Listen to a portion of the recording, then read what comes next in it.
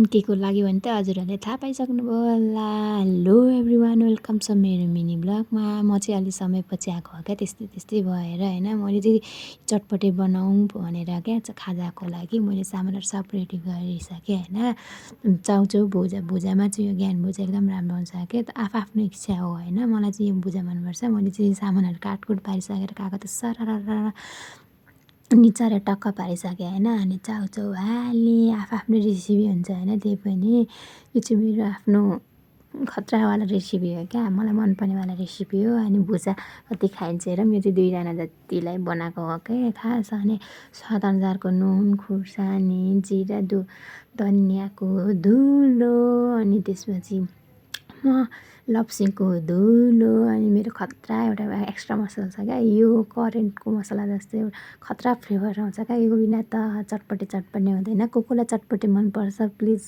Comment है।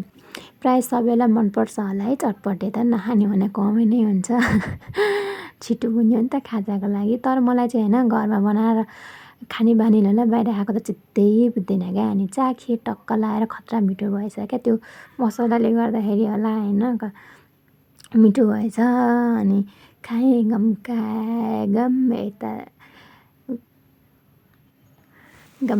लाएर खाएँ। अनि मेरो नानी पनि यतातिर खाँदैछ क्या, उसलाई चाहिँ सादा भुजा र चाउचाउ दिएको हो।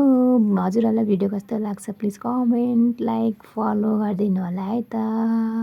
यदि हेरेर साथ दिनु होला मेरो मिनी ब्लगलाई। अनि जति सक्दो सेयर पनि गरिदिनु होला। Thank you for watching. यस्तो भिडियो हेर्नलाई प्लिज हेरिदिनु होला है। Bye by.